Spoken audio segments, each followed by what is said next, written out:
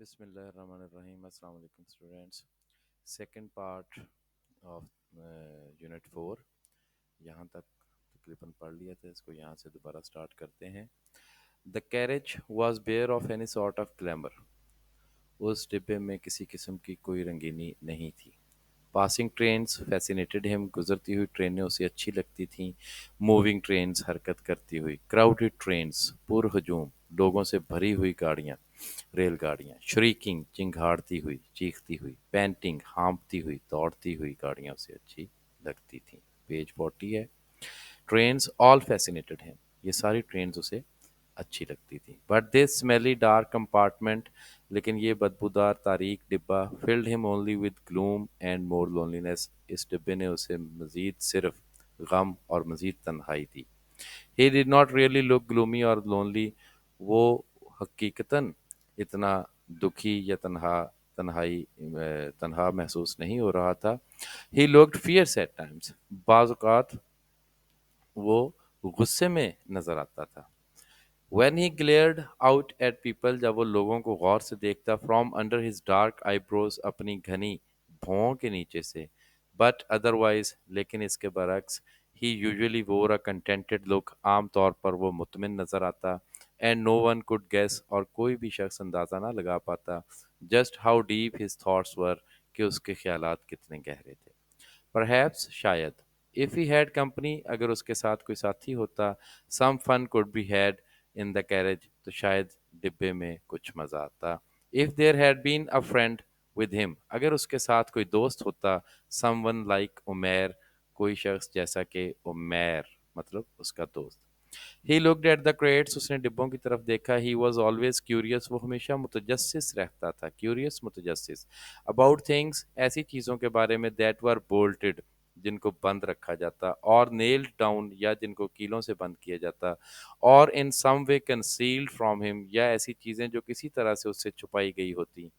Things like parcels and locked rooms ایسی چیزیں جیسے کوئی بند لفافے یا ایسے کمرے جن کو تالا لگایا گیا ہوتا. اینڈ کیریج ڈورز اور ریل گاڑی کے ڈبے کے دروازے. اینڈ کریٹس اور پیٹیاں. یہ ساری چیزیں اسے متجسس کرتی تھیں. He went from one crate to اندر وہ ایک پیٹی سے یا ایک ڈبے سے دوسرے ڈبے تک گیا. And soon his perseverance was rewarded اور جلد ہی اس کی اس مسلسل جدوجہد کا انعام اسے مل گیا. The cover of one hadn't been properly nailed down ایک ڈبے کا کور ڈھکن اچھی طرح سے کیلوں سے بند نہیں کیا گیا تھا. Sajid got his fingers under the edge Sajid نے اپنی انگلیاں کنارے کے اندر سے داخل کیں. And raised up the lid اور ڈھکن اوپر اٹھا دیا.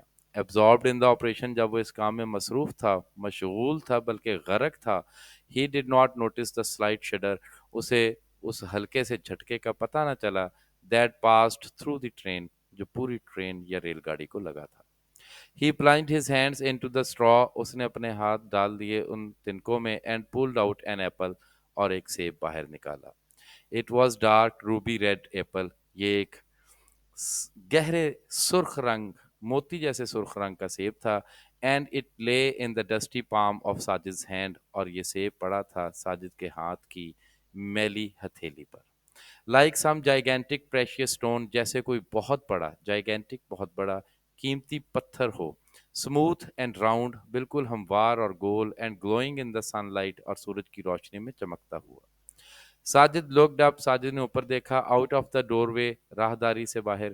And thought he saw a tree walking past the train اور اس نے سوچا کہ جیسے اس نے دیکھا ہو کہ ایک درخت ٹرین کے پاس سے گزرا ہے. He dropped the apple and stared. اس نے سیب گرایا اور غور سے دیکھا. There was another tree ایک اور درخت تھا.